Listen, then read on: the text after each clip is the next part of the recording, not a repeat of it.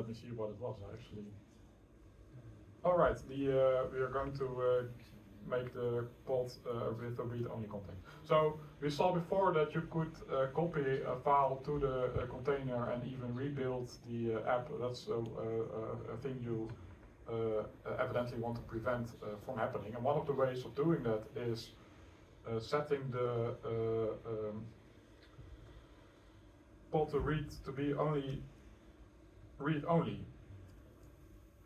Simple enough, right? So now, by setting this flag, you're no longer allowed to write files inside of the pod. It's completely read-only, which makes it way more secure.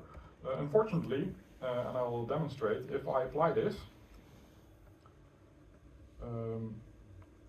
that will go fine, but now we have to wait a bit because we are strapped for resources.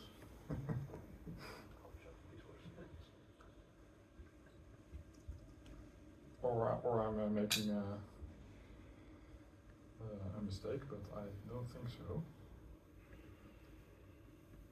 What I'm expecting to happen is for the Spring Boot app to crash, because, and we will see if this will actually happen, but I've seen it happen. Oh, there we go.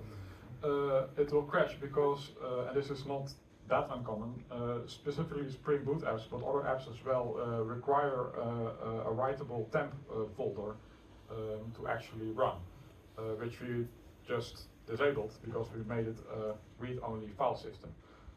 And we can make we can fix this by adding a volume to the deployment. And in this case, we're writing temporary files, so we don't need to store this on disk or anything. So we can just create an empty what's the name? An empty volume that will be deleted when the pod is removed as well. So in order to do that, we will add a volume. Now I need to, because also I don't know everything by heart. Need to check. So we're adding a volume.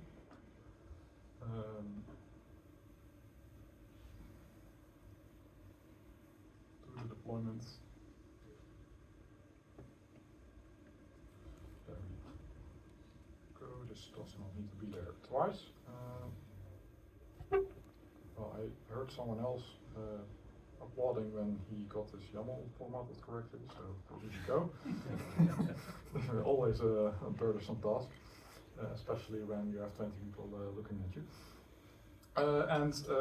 Now we've attached an emptyDir volume, which is, like I said, a temporary volume to the deployment. But now we also need to tell it to mount this to a specific place on the pod, which is in the temp directory. So I will add that.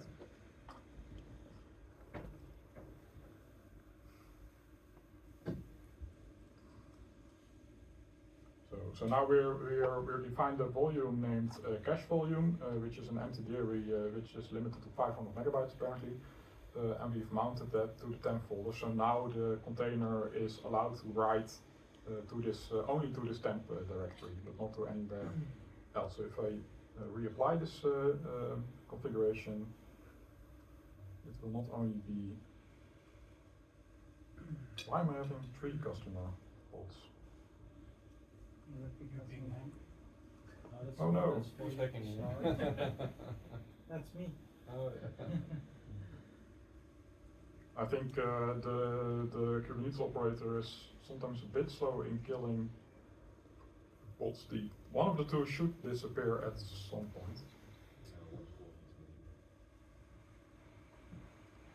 We'll give it a hand. Don't do it. Don't do it.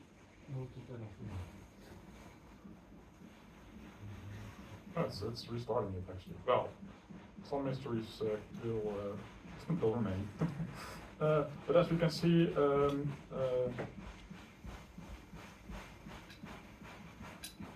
it's now working correctly, running correctly, because we've added that temporary folder.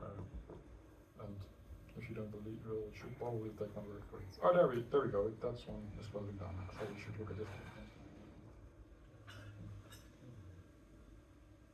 it should be up and running, going. Yeah, it's a complete initialization.